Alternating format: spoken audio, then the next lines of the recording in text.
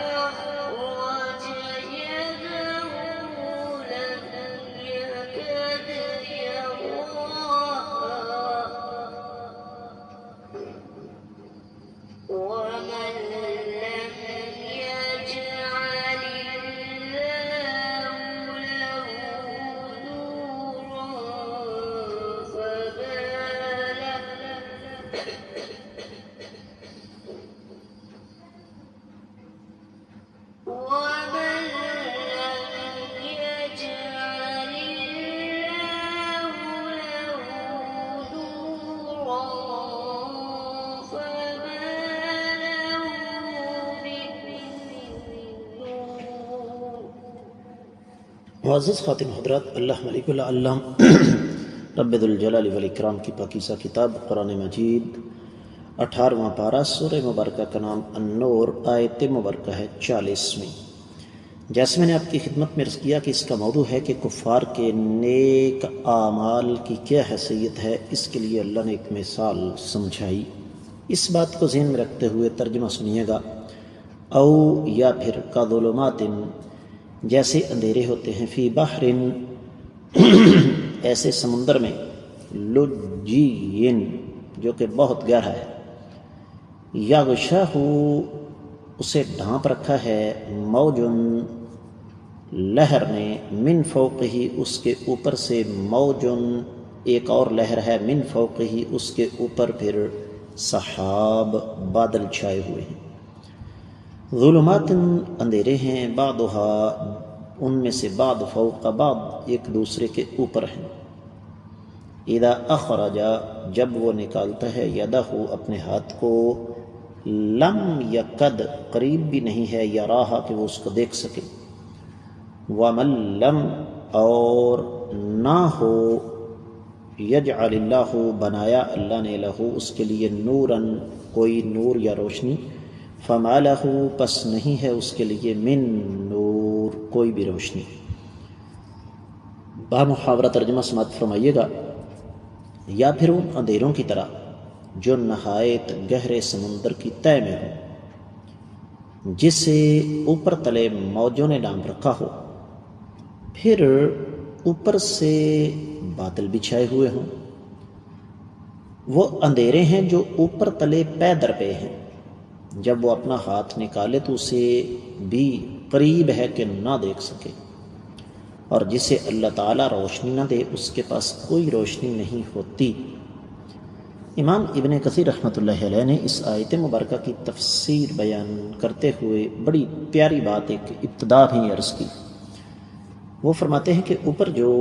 جہل گزرا تھا جہالت وہ تھی جہل بسیط اور یہ لوگ دراصل اپنی عقل کو استعمال نہیں کرتے تھے بلکہ یہ عامہ کفر کی تقلید کرتے تھے اور آنکھیں بند کر کے ان کی آواز پر لگے ہوئے تھے اور ان کی مثال گہرے سمندر کی تہہ میں اندھیروں جیسی ہے جسے اوپر سے تہ بتہ موجوں نے ڈھانپ رکھا ہو پھر اوپر سے بادل بھی ہوں یعنی اندھیرا پر اندھیرا ہو یہاں تک کہ ہاتھ کو ہاتھ بھی سجائی نہ دے یہی حال ان جاہل کافروں کا ہے کہ بیچارے مقلد ہیں یہاں تک کہ جس کی تقلید کر رہے ہیں انہیں معلوم ہی نہیں کہ وہ انہیں کہاں لے جا رہے ہیں تو مثالاً کہا جا رہا ہے کہ کسی جاہل سے پوچھا گیا کہاں جا رہا ہے اس نے کہا ان کے ساتھ جا رہا ہوں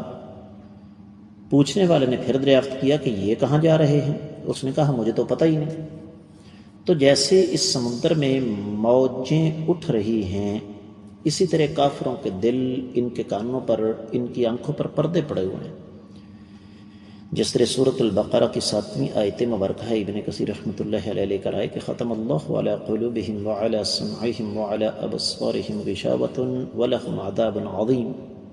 اللہ نے ان کے دلوں پر ان کے کانوں پر مہر لگا رکھی ہے اور ان کی آنکھوں پر پردہ ہے اور ان کے لیے سخت سزا ہے پھر آگے سورۃ الجاثیہ آ رہی ہے اس کی 23ویں آیت مبارکہ ہے امام ابن کثیر رحمۃ اللہ علیہ نے نقل فرمائی افرأیت من اتخذ الہہ ہواہ واضلہ اللہ علی علم وختم علی سمعہ وقلبہ وجعل علی بصرہ غشاوہ کیا آپ نے ایسے بد نصیب کو نہیں دیکھا جو کہ اپنی خواہش کو اپنا معبود بنا لیتا ہے اور اللہ تعالی نے انہیں علم پر بہکا دیا ہے اور ان کے دلوں پر اور کانوں پر مہر لگا دی ہے اور آنکھوں پر پردہ ڈال دیا ہے سیدنا ابی بن کعب رضی اللہ تعالیٰ عنہ کا قول نقل فرمایا امام ابن کثیر رحمۃ اللہ علیہ نے کہ ایسے لوگ 5 اندھیروں میں ہوتے ہیں پہلا اندھیرا کلام دوسرا اندھیرا عمل تیسرا جانا چوتھا آنا اور 5واں انجام تو یہ اندھیرے ہی اندھیرے ہیں ظالموں کے پاس اور ظاہر بات ہے اللہ ملک العلام جس بد نصیب کو ہدایت نہ دے تو وہ پھر بیچارہ اندھیروں میں ہی رہے گا روشنی سے خالی ہی رہے گا اور جہالت میں رہ کر وہ ہلاکت میں پڑ جائے گا جس طرح سورۃ الاعراف پیچھے گزری ہے اس کی 186ویں آیت مبارکہ کا ایک ٹکڑا امام ابن کثیر رحمۃ اللہ علیہ لے کر آئے من یضلل اللہ فلا ہادی لہ ویذرہم فی طغیانہم یعمہون جسے اللہ گمراہ کر دے اس کو کوئی ہدایت نہیں دے سکتا اور وہ ان کو ان کی سرکشی میں اللہ تعالیٰ چھوڑ دیتے ہیں کیونکہ یہ اندھے ہیں جبکہ دوسری طرف رب کائنات نے مثال دے دی کہ ایمان والے جو ہیں یہد اللہ لنورہ من یشاء اللہ تعالیٰ اپنے نور سے، اپنی روشنی سے جسے چاہتے ہیں ہدایت عطا فرماتے ہیں۔ اور معزز خواتین و حضرات، یہاں پر ایک اور بات جو اس حوالے سے سمجھنے والی ہے کہ امام ابن کثیر رحمۃ اللہ علیہ نے یہاں پر ایک دعا فرمائی، نسأل اللہ العظیم ان یجعل فی قلوبنا نورا وعن ایماننا نورا وعن شمائلنا نورا وان یعظم لنا نورا، کہ ہم اللہ ملک العلم رب الجلال والاکرام سے اس بات کا سوال کرتے ہیں کہ رب کائنات ہمارے دلوں کو روشنی سے بھر دے اور ہمارے دائیں طرف بھی روشنیاں کر دے، ہمارے بائیں طرف بھی روشنیاں کر دے، اور اللہ تعالی ہمارے لیے اس روشنی کو عظمت والا بنا دے۔ تو امام ابن کثیر رحمۃ اللہ علیہ نے جو کچھ ارشاد فرمایا اس کا خلاصہ کیا ہے کہ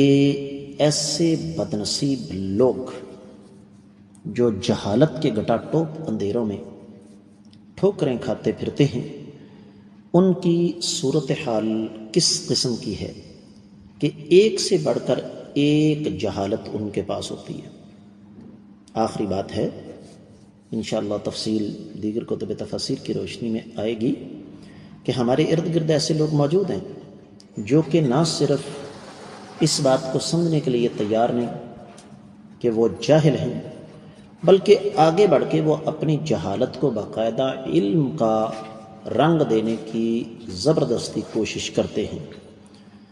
تو اس کے ساتھ ہی آج کا سبق ہوا مکمل۔ السلام علیکم ورحمۃ اللہ وبرکاتہ۔